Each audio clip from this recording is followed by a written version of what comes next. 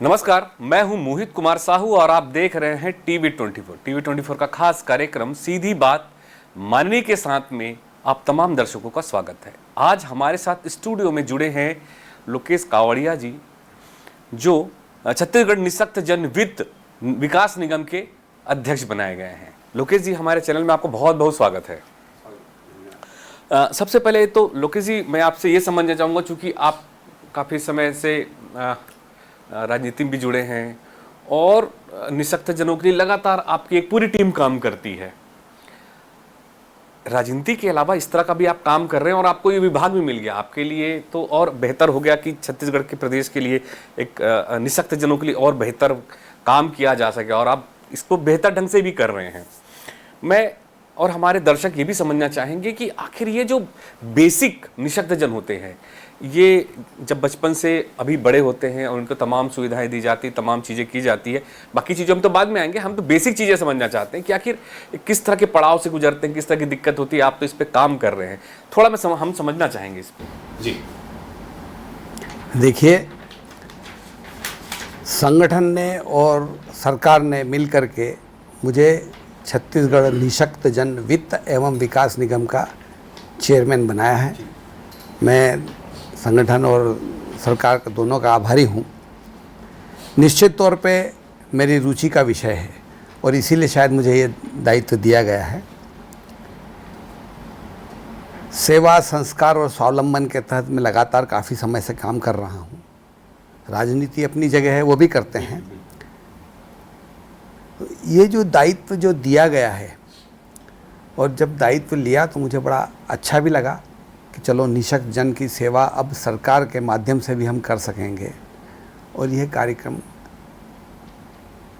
मैंने जब से पदभार ग्रहण किया है उसके दिन आपको आश्चर्य होगा, खुशी भी होगी, सबने देखा भी है कि 15 लोगों को हमने उस दिन 50-50 हज़ार रुपये का और एक को 2,30,000 रुपये का लोन दिया। और ये जो लोन रहता है ये हमको दिल्ली से जो नेशनल दिव्यांग जन वित्त एवं विकास निगम है वो लोन भेजती है और हमको यहाँ सिलेक्ट करके उन लोगों को लोन देना है ताकि वो अपना व्यापार व्यवसाय अपना आराम से करके स्वाभिमान की ज़िंदगी जी सके। और उसी के तहत हमने ये काम कर रहे हैं। 11 लोगों ने जिन्होंने टाइमली रीपेमेंट किया है उनको उत्थान सब्सिडी भी दी जाती है। जितना इंटरेस्ट उन्होंने पे किया है उस पर 25% जो है उत्थान की सब्सिडी भी दी जाती है। तो 11 लोगों को वो भी दिया हमने।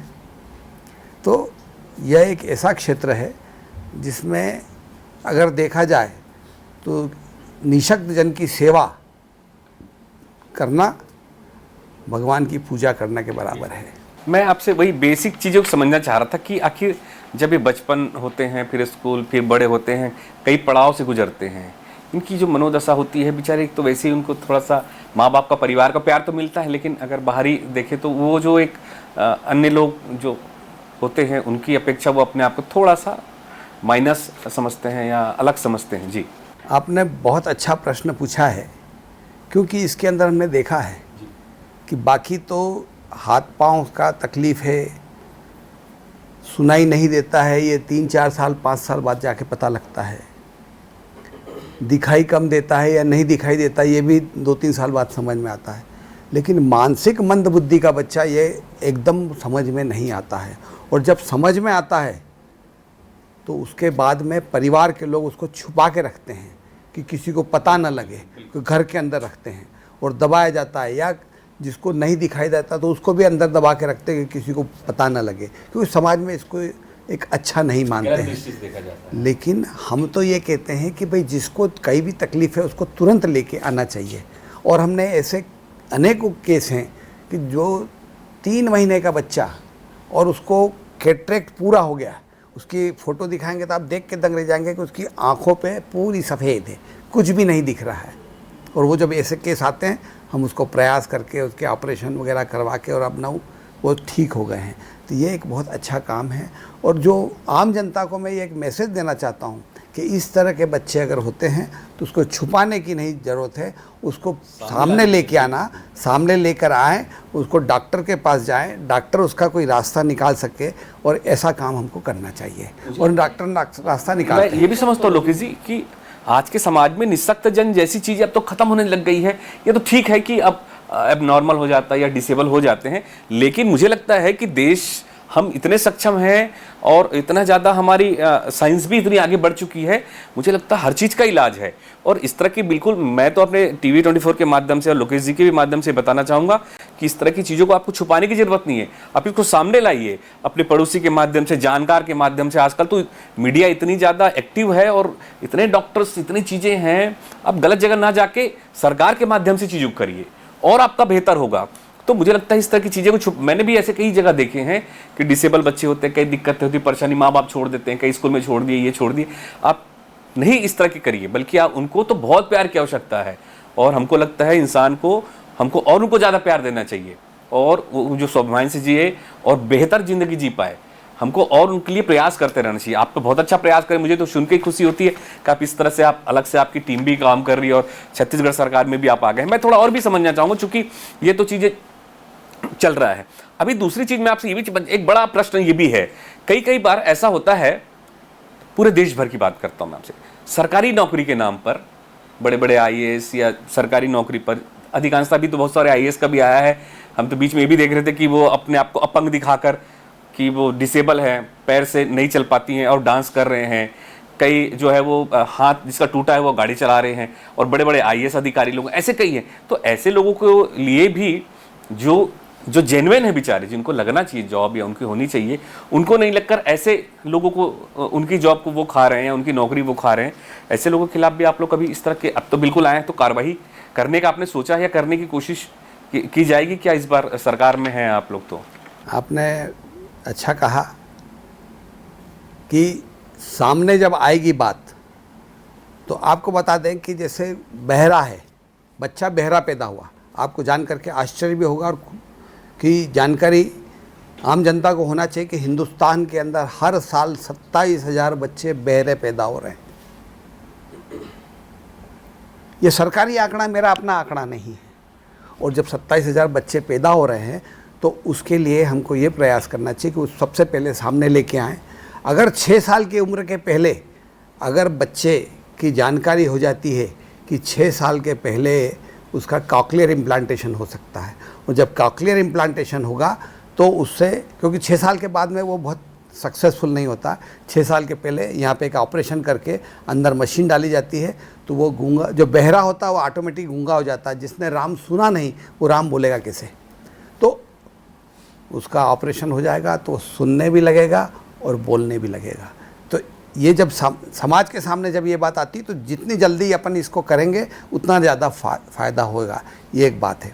दूसरी बात, आपने जो महत्वपूर्ण बात करी कि दिव्यांगों के लिए रिजर्वेशन है सरकारी नौकरी में, और लोग बाग उसका लाभ लेने के लिए सब काले पीले कर्म करके और वो इस तरह का करके पहुंच जाते हैं। मेरे पास यहाँ के लिए भी, छत्तीसगढ़ की भी कई शिकायतें आई है कि उसने गलत सर्टिफिकेट बनाया है, 40% से ज़्यादा उसने अपनी डिसेबिलिटी बना करके और नौकरी पा ली है, डिप्टी कलेक्टर बन गए हैं या और कोई अच्छी पोस्ट पे चले गए हैं।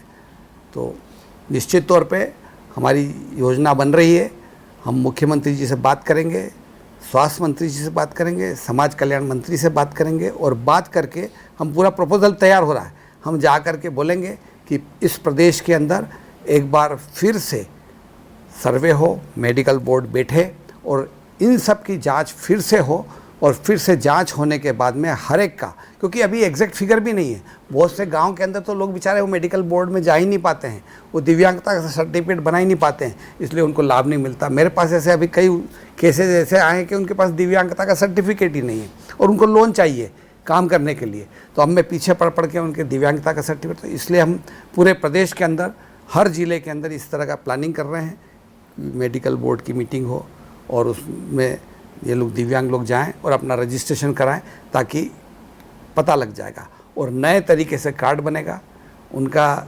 नया जब कार्ड बनेगा तो उसके अंदर सबकी जांच होगी, तो जो है सच्चाई सबके सामने आएगी और उसके ऊपर कार्रवाई की जाएगी। बिल्कुल, बिल्कुल।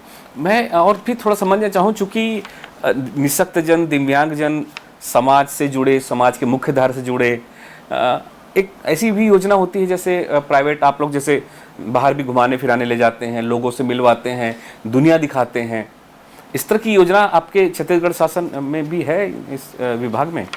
विभाग में इस तरह की योजना नहीं है, लेकिन गत वर्ष से मैंने इसको समाज कल्याण विभाग के माध्यम से एक हमारा हर साल 3 तरह के कैंप होते हैं। एक मूक बधिर बच्चों का स्किल डेवलपमेंट कैंप, दृष्टिहीन एवं दृष्टिबाधित बच्चों का स्किल डेवलपमेंट कैंप, और मानसिक मंद बुद्धि के बच्चों का स्किल डेवलपमेंट कैंप। तो गत वर्ष बीकानेर में ये कैंप आयोजित हुआ, जिसमें दंतेवाड़ा के 47 बच्चे उसमें पार्टिसिपेट किए और रायपुर के बच्चे भी गए। और वो जब उस कैंप में गए तो हम चूँकि बहुत अच्छा कैंप करते हैं, जैसा हम रहते हैं वैसा उन बच्चों को रखते हैं। हम एसी में हैं तो वो भी एसी में रहेंगे, हम बढ़िया कपड़ा पहन रहे हैं तो वो भी बढ़िया कपड़ा पहने। यानी कहने का तात्पर्य ये कि बिल्कुल उनमें और हमें कहीं फ़र्क नज़र नहीं आना चाहिए, बल्कि हमको कम मिल जाए वो चलेगा, उनको बराबर ज़्यादा मिलना चाहिए।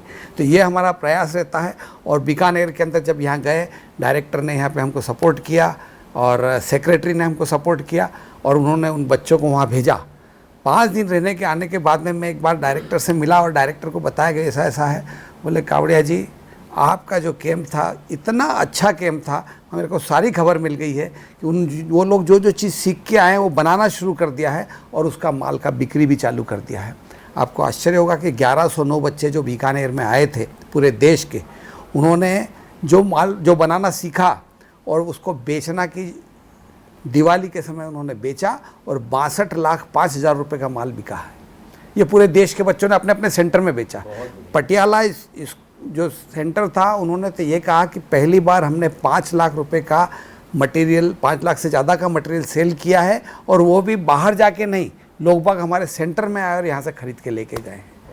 तो निश्चित तौर पे अभी हमारा 25 जुलाई से लेके 29 जुलाई तक इंदौर में दृष्टिहीन और दृष्टिबाधित बच्चों का ये शिविर लगने वाला है। और 5 दिन का स्किल डेवलपमेंट जो होगा, उसके अंदर उन दृष्टिहीन दृष्टिबाधित बच्चों को मिनिमम 10 से 15,000 रुपया मिनिमम से मिनिमम महीना कैसे कमाएं वो हम सिखाएंगे। बिल्कुल, बहुत अच्छा।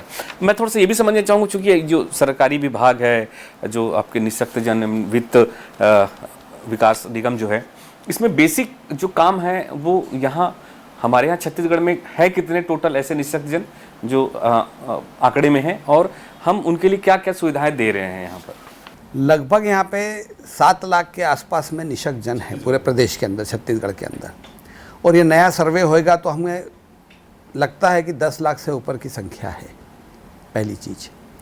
दूसरी चीज़, आपने पूछा कि भाई इसका कितना क्या लाभ लिया है लोगों ने, या उनको क्या वित्त निगम से कुछ मिला है।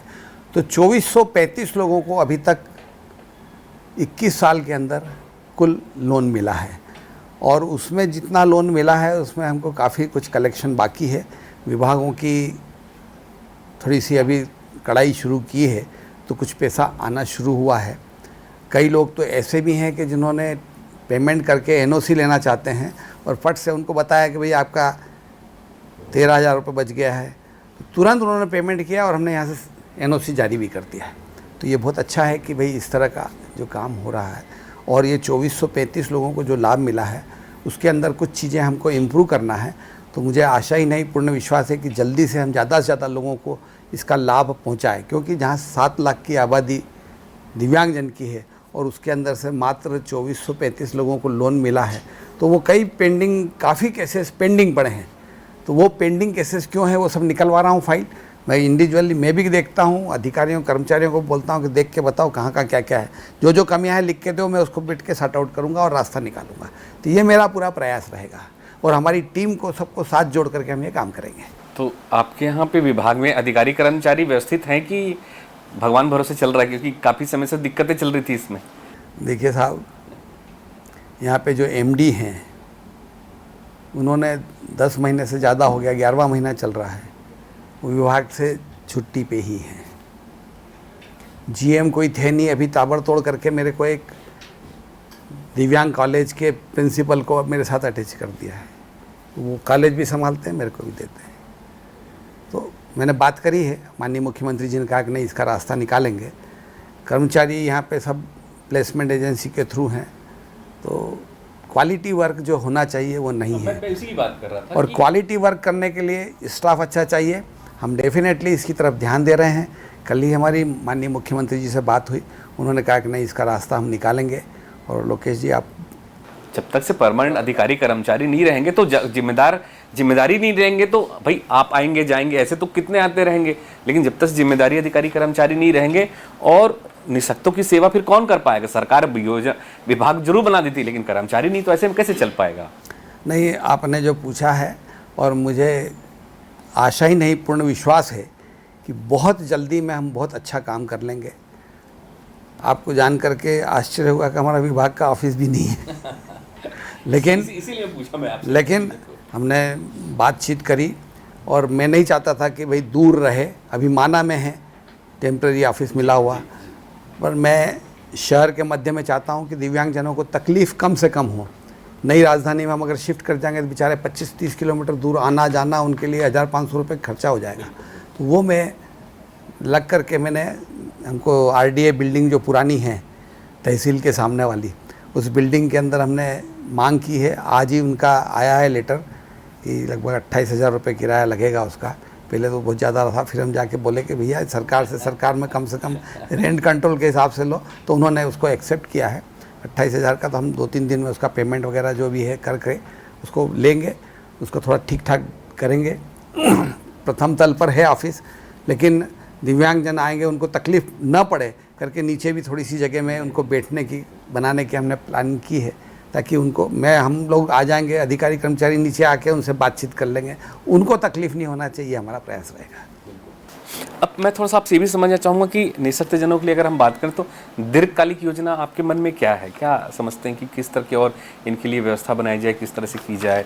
मन में तो बहुत सारी चीज़ें, आप तो यही काम कर रहे हैं लगातार, इसी से ही लगे हैं, आपका रुचि का काम भी है। देखिए, आपने बहुत अच्छा पूछा कि दीर्घकालिक क्या योजना होना चाहिए। तो जो पहला प्रश्न आपने किया था, मैं उसको जोड़ते हुए बोलूँगा कि हम ये चाहते हैं कि समाज में इक्वल स्टेटस इनका हो, और उसके लिए हम प्रयास करेंगे। ये मांगने वाले ना बन करके देने वाले बने, उसका हमारा प्रयास रहेगा। और स्वाभिमान की ज़िंदगी जिए, उसका हमारा प्रयास रहेगा। इनके लिए आपको जान करके खुशी होगी कि हमने बातचीत करी। हाउसिंग बोर्ड के चेयरमैन जो है अनुराग जी ने हमको बोला कि लोकेश जी, आप इतना अच्छा काम कर रहे हो, हम आपको 2 दुकान दे देते हैं, आप पसंद कर लो। एक राजा तालाब में है और एक कचना में है। हमने जाके देखी, वो 2 दुकान जमी है, वो दुकान वो किराए से दे रहे हैं, और वहीं पे हम एक ट्रेनिंग सेंटर भी खोल रहे हैं। उनसे वो भी मांग लिया, वो देने को तैयार हो गए हैं। वो ट्रेनिंग सेंटर रहेगा, वहाँ पे हर दिव्यांग को निःशुल्क ट्रेनिंग दी जाएगी कि क्या धंधा करना है, क्या बिज़नेस करना है। ऐसे हम 150 तरह की लिस्ट हमारे पास में है जो हम ट्रेनिंग देते हैं। अलग अलग जगह जाके जो कैंप होते हैं उनको ट्रेनिंग देंगे। ट्रेनिंग दे करके उनसे प्रोडक्ट बनवाएंगे, और प्रोडक्ट बनाने के बाद में जो हम 2 दुकानें ली हैं, उन दुकानों में पूरे प्रदेश के दिव्यांगों द्वारा जो भी सामग्री बन रही है, वहाँ जो बिक रही है वो तो ठीक है, लेकिन जो नहीं बिक रही है वो भी हमारे पास भेजें। हम उसका मार्केटिंग करेंगे, और हम ऐसा प्रयास करेंगे कि जिससे उन लोगों का स्तर बहुत ऊंचा उठ जाए, और हम लोगों के साथ कंधे से कंधा मिला करके, जिसको कि लोग बाग ये समझते हैं कि लाइबिलिटी है, हम उसको एसेट में कन्वर्ट करेंगे। ये हमारी योजना है। एक चीज़ और है लोकेश जी, कि जैसे हाथ करघा, ये सब खादी ग्राम उद्योग के माध्यम से बड़े बड़े स्टॉल लगाए जाते हैं, वहाँ भी इस तरह से क्यों नहीं लगा सकते आप लोग? ऐसा हो सकता है? अब तो सब होगा। जब हमारा एक स्टोर बन जाएगा, और वहाँ से जब उसका नाम ही यही रखेंगे कि दिव्यांगजनों द्वारा निर्मित सामग्री यहाँ पर उपलब्ध है, तो निश्चित तौर पे हर कोई सोचता है, आप भी कुछ रहेंगे तो अरे भले ये है। आपको जान करके खुशी होगी, हमने जिन को ट्रेनिंग दी है वो 70-75 हज़ार रुपये महीना कमा रहे हैं। लोग पूछते हैं कि अरे यार 70-75 हज़ार तुम ऐसी ऊपर से ऊपर दे रहे हो। तो हम ये बोलते हैं कि कंप्यूटर का प्रिंटर है ना, उसका रिफिलिंग सिखाते हैं। वो मैसेज लिखता है, मैं मूक बधिर हूँ, भीख नहीं मांगना चाहता, स्वाभिमान की ज़िंदगी जीना चाहता हूँ, मेरे को रिफिलिंग का काम आता है, आप जो पैसा दूसरों को देते हो वो पैसा मुझे दो, मैं निश्चित तौर पर बहुत बढ़िया काम करके साबित करूँगा। और वो बच्चे रोज़ का 2, ढाई, 3 हज़ार रुपये कमा रहे हैं। और एक ये भी रहता है कि हमारे मतलब हम तो हिंदू सनातनी में अगर भी सोचें तो इस तरह के जो बच्चों को एक्स्ट्रा सिक्स सेंस भी होता है, ऐसा भी कहा जाता है कि इनको भगवान अगर ये नहीं दिया तो कुछ एक्स्ट्रा भी दिया हुआ है, तो उनके पास अलग से और एक्स्ट्रा क्या बोला जाए, उनको काम रहता है या उनके पास अलग दिमाग रहता है, वो अच्छा और बेहतर कर सकते हैं। कभी भी मैंने देखा इस तरह से चीज़ों को, जो थोड़ा चल नहीं पाते उनके पास एक्स्ट्रा दिमाग होता है या ज़्यादा अच्छा सोचते हैं या बेहतर काम करते हैं आम लोगों से। मैंने अक्सर इस चीज़ को देखा है। कैसे देखें आप इस तरह की चीज़? देखिए, 2014 में यहाँ पे हमने मूक बधिर बच्चों का एक स्किल डेवलपमेंट कैंप किया था अग्रसेन धाम में। हमने एक बच्चे को बुलाया, कलकत्ता से आया वो, प्रदीप सिन्हा नाम है उसका। उसका दुर्भाग्य ये है, या कुछ भी कहें, हम दुर्भाग्य ना बोलें तो भी अच्छा रहेगा, वो आँख से देख नहीं सकता, कान से सुन नहीं सकता, मुंह से बोल नहीं सकता। आप पानी की गिलास कैसे मांगोगे? उसको पानी पीने की प्यास लगी, कैसे मांगेंगे? और वो बच्चा जब यहाँ आया, उस कैंप के अंदर मेरा परिचय कराया, तो परिचय में अब कैसे, वो सुन तो सकता नहीं, देख सक नहीं रहा है, बोलता ही नहीं। तो उसने मेरे कहा, तो मैंने LOKE ऐसे जो उसके हाथ पे लिख दिया। उसने उसको देख लिया, समझ लिया, और 5वें दिन जब वापस गया तो उसने मेरे को, जैसे ही उसने हाथ टच किया, उसने लिखा LOKESH। और मेरे ही नहीं, राजेश मुणत जी भी आए थे, उनका भी उसने वैसा ही करके दिया। कहने का तात्पर्य यह है कि इनमें सिक्स सेंस की आप जो बात बोल रहे हैं, कि अब आप सोचो कि उसके पास बाकी कुछ नहीं है, लेकिन आँख भी नहीं, कान भी नहीं, मुंह भी नहीं, और उसके बावजूद भी उसको देखिए स्पर्श से उसको यह चीज़ आती है। और वो लड़का प्रदीप सिन्हा कौन है, तो आपको बताना चाहता हूँ। एक पिक्चर आई थी ब्लैक, अमिताभ बच्चन और रानी मुखर्जी। वो रानी मुखर्जी को उसने ट्रेंड किया, अमिताभ बच्चन को उसने ट्रेंड किया उस पिक्चर का। और यही नहीं, जब ब्लाइंड बच्चों का कैंप होगा ना, तो हम क्या करेंगे, वहाँ एक डार्क रूम बनाएंगे, और उसमें आप जैसे जब आएंगे तो आपको उसमें छोड़ देंगे, आप वहीं पे बैठिए और वहीं पे खाइए, तब आप पता लगेगा कि ज़िंदगी क्या है।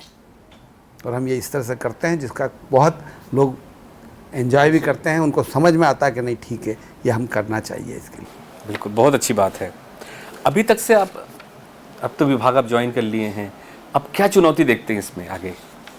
किस तरह की चुनौती आप सामना करने जा रहे हो, कैसे देखते हैं इसको? चुनौती तो बहुत बड़ी है। जब तक दिल्ली से पैसा यहाँ आएगा नहीं, हम किसी को दे नहीं सकते। 24 करोड़ 76 लाख रुपए बाकी था।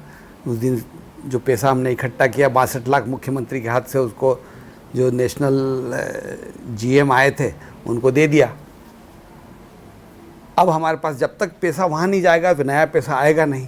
हमने सरकार से मांग करी है, मुख्यमंत्री जी से बोला है, वित्त मंत्री जी से बोला है, और हमारे समाज कल्याण मंत्री उनके पास भी गए, उनको बताया है, तो वो लोग उसका प्रयास कर रहे हैं, निकाल रहे हैं। मैंने कहा एक बार आप 24 करोड़ दे दो हमको, हमारा प्रोसेसिंग चालू हो जाए, उसके बाद तो हम जो है इसको कर लेंगे। तो सरकार का, सब विभाग का सहयोग मिलना ज़रूरी है। और माननीय मुख्यमंत्री जी इतने सरल हृदय के हैं। वित्त मंत्री जी से मिला तो बोले, नहीं लोकेश जी, मैं समझ रहा हूँ आपकी समस्या है और इसका मैं रास्ता निकालूंगा। और हमारी महिला बाल विकास मंत्री जो है, समाज कल्याण विभाग उन्हीं के पास में है, उन्होंने भी कहा कि लोकेश जी अपन अच्छे से अच्छा करेंगे, तो थोड़ा सा समय लगेगा, हम भी अपना ऑफिस को सेटअप कर लें। महीना भर के अंदर उम्मीद है कि ऑफिस अच्छे से सेटअप हो जाएगा, तब फिर हम धुआंधार तरीके से ये प्रयास करेंगे और छत्तीसगढ़ का नाम हिंदुस्तान के अंदर रोशन होगा, ये हमारा प्रयास है। अभी 2 साल हो गए सरकार को, और अभी हम आधे बीच में आप काम शुरू करने जा रहे हैं, तो ऐसे में चुनौती नहीं होगी आपके लिए बड़ी सी? देखिए, काम करने के लिए 24 घंटा है। मोदी जी जिस तरह से काम करते हैं ना, हम भी उसी तरह से काम करेंगे। और आपको खुशी होगी कि जितने सारे निगम मंडल घोषित हुए हैं उसमें बोले अच्छा काम कौन सा कर रहा है, तो निःशक्त जन वित्त एवं विकास निगम भी अच्छा कर रहा है। हालांकि इसका नाम हमने चेंज करने के लिए मुख्यमंत्री जी ने हमें परमिशन दे दी है। अब इसका नाम निःशक्त जन वित्त एवं विकास निगम नहीं रख करके दिव्यांग जन वित्त एवं विकास निगम होगा, और हिंदुस्तान के अंदर इसका नाम होगा। निश्चित रूप से बड़ा अच्छा प्रयास है और होना भी चाहिए। दिव्यांग बोलने में भी अच्छा लगता है और एक सम्मान भी आता है इससे, और करना भी चाहिए निश्चित रूप से। आप एक अच्छा प्रयास भी है। मैं थोड़ा ये भी समझना चाहूँगा, चूँकि अब छत्तीसगढ़ में 32-33 जिले भी हो गए हैं, सबसे पिछड़ा जिला कौन सा है और ज़्यादा काम करने की ज़्यादा आवश्यकता कहाँ लगती है हमको इसमें? देखिए, पिछड़ा जिले की बात करेंगे तो मुझे एक चीज़ बड़ी अच्छी बताने की होती है कि सुकमा ज़िले के अंदर हमारे बहुत कम केसेस हुए, 2-3-4 कुछ केस हुए हैं, और खुशी की बात यह है कि उन्होंने 100% पेमेंट कर दिया। जितना उनको लोन दिया उतना पेमेंट कर दिया। दूसरा नंबर बस्तर ज़िले का आता है, जगदलपुर का, उन्होंने भी वैसे ही किया है। कुछ थोड़ा बहुत 2 की डेथ हो गई है और बाकी 2 लोगों ने पेमेंट करने का बोला है, और उम्मीद है कि वो भी 1 सप्ताह के अंदर पेमेंट वापस आ जाएगा। तो बड़ी खुशी हो रही है कि बस्तर एकदम क्षेत्र, लेकिन वहाँ के 2 जिलों ने पूरा पेमेंट करने का 8 दिन के अंदर संकल्प ले लिया और कर देंगे। सुकमा तो क्लियर हो गया। अब ये बात ज़रूर है कि वहाँ पे हमको मेहनत इसलिए ज़्यादा करना है कि वहाँ पे लोग बाग आए ही नहीं। तो अब हम उनके लिए प्रयास करेंगे और उनको लोन देंगे, उनको ट्रेनिंग देंगे और आगे बढ़ाएंगे, ये हमारा प्रयास है। और जैसे सरगुजा की तरफ बात करें और अदर दिगर जिला, राजनांदगांव, इधर खैरागढ़, इधर मानपुर मोहला, काफ़ी सारे ज़िलों में हम जाएंगे। और आपको बताता हूँ, जो 2435 लोगों को लोन मिला है और जिन्होंने रिपेमेंट कर दिया है, उसके बावजूद भी मैं 2435 से मिलूँगा। हर ज़िले में जाऊँगा, दौरा शुरू करूँगा और हर एक से मिलूँगा, दिव्यांग से, तुम्हारी क्या समस्या है और किस तरह से दिन दूना रात चौगुना तुम उन्नति कर सकते हो। क्योंकि अब मुझे तो आपने एक बात बड़ी चैलेंजिंग बोल दी मेरे को कि 2 साल तो लगभग पूरे होने आए, अब 3 साल के अंदर आप कितना कर लोगे। तो निश्चित तौर पर आपको बताऊँगा कि अब हम कम से कम 12 से 16 घंटे काम करेंगे और गति को मेंटेन करेंगे। यही तो बड़ा है, और निश्चित रूप से आप काम जितना भी करें कभी हो जाता है इस तरह की चीज़ों पे। अब मैं थोड़ा सा आपसे एक अंतिम प्रश्न भी ये भी करना चाहूँगा, चूँकि हम तकनीकी रूप से बहुत आगे बढ़ चुके हैं जी, पूरा देश, पूरा विश्व। अब निःशक्त जनों को, जो हमारे दिव्यांग जन भाई हैं, बहन हैं, जो माताएं हैं, उनको हम तकनीकी रूप से कैसे और अच्छा आगे बढ़ा पाएँ? कुछ सरकार से कुछ योजना है या आप ऐसा कुछ सोच रहे हैं कुछ इस पर? नहीं, हमारे देखिए, जहाँ ट्रेनिंग देना है ना, उसके अंदर कंप्यूटर, इनका कंप्यूटर अलग आता है, अपने रूटीन कंप्यूटर से अलग आता है। 1 लाख रुपए की लागत है। तो हम इस तरह के कंप्यूटर लाके उनको इस तरह की ट्रेनिंग देंगे। प्लस आपको जान करके, जैसे ब्लाइंड बच्चे हैं तो वो ब्रेल लिपि से काम करते हैं, तो ब्रेल लिपि के साथ में वो ब्रेल का कैसे प्रोडक्शन करें। अभी आपको जान करके, जानते होंगे आपके निश्चित तौर पे, कि दवाई के पैकेट पे विदेशों के अंदर ब्रेल में लिखना पड़ता है दवाई का नाम। तो वो यहाँ से, इंडिया से, हमारे बॉम्बे का एक सेंटर है, Helen Keller Institute for Deaf and Deaf Blind, मैं भी जाके आया हूँ, उनसे भी बातचीत किया। वो उस तरह का काम उन बच्चों को ट्रेनिंग देते हैं, तो वो भी हम ट्रेनिंग देंगे। तो कंप्यूटर, ये, इसके अलावा अभी जैसे आर्टिफिशियल इंटेलिजेंस के लिए मैंने इंदौर की एक सॉफ्टट्यूड कंपनी है, और उनके सुनील रावत जी जो हैं उसके एमडी हैं, तो उनसे भी बातचीत किया। मैंने कहा ऐसा कुछ प्रोग्राम आप बनाओ, ये 1 महीने का समय आपको दे रहा हूँ। तो बोले नहीं कावड़िया जी, हम इसके ऊपर वर्क करेंगे और करेंगे। तो निश्चित तौर पे हम वो भी कर रहे हैं कि आर्टिफिशियल इंटेलिजेंस का समय आ गया है। इसके अलावा भी बहुत सारी चीज़ों पे अभी चल रहा है। चूँकि दायित्व अभी मिले को मेरे को महीना भर से भी ज़्यादा नहीं हुआ है, लेकिन निश्चित तौर पे मैं इतना ज़रूर कह रहा हूँ कि हमारी टीम और हम लोग मिल करके जो काम करेंगे, माननीय मुख्यमंत्री जी विष्णुदेव साय जी का जो सहयोग है, हमारे वित्त मंत्री जी का जो सहयोग है, और महिला बाल विकास मंत्री जो हैं उनका सहयोग है, तो निश्चित तौर पे हम भी काफ़ी कुछ आगे बढ़ेंगे। और लक्ष्य एक ही है कि निःशक्त जन पे जो काम हो रहा है, या दिव्यांग जन के ऊपर जो छत्तीसगढ़ में काम हो रहा है, उतना कश्मीर से कन्याकुमारी में कहीं नहीं हो रहा है, ये बात हुई। बिल्कुल। तो ये लोकेश कावड़िया जी दिव्यांग जनों के लिए बेहद बेहतर काम कर रहे हैं, और निश्चित रूप से तमाम जो दिव्यांग जन हैं वो आगे आकर अपने मनोबल बढ़ाए और स्वाभिमान के साथ अपना काम करे। सरकार निश्चित रूप से उनके लिए बेहतर काम कर रही है और आगे भी करते रहेगी, और कोशिश ये रहे कि अगर इस तरह की चीज़ें भी दिव्यांगजन भी सामने आ रहे हैं तो समाज से जुड़कर काम करें। और साथ ही, क्योंकि हम साइंस में इतना आगे बढ़ चुके हैं, तो हर तकलीफ का इलाज है। तो इस तरह की कोई समस्या है तो आप सरकार से मिलकर, जो विभाग है उनसे मिलकर आप अपना इलाज भी करा सकते हैं। जो भी सुविधाएं हैं या जो भी लाभ है वो सरकार दे ही रही है, तो आप बिल्कुल लोकेश जी से भी लगातार मिलते रहे और समाज कल्याण विभाग से मिले। सीएम साहब तो कर ही रहे हैं सब चीज़ें और सरकार भी बेहतर कर रही है। निश्चित रूप से आने वाला समय जो जिस हिसाब से दिव्यांगजन बढ़ रहे हैं वो कम होंगे और एक समाज के साथ जो है वो मुख्य धारा से जुड़ेंगे और अपना भविष्य भी संवारेंगे। बहुत बहुत धन्यवाद, बहुत बहुत शुक्रिया लोकेश जी हमसे जुड़ने के लिए। धन्यवाद।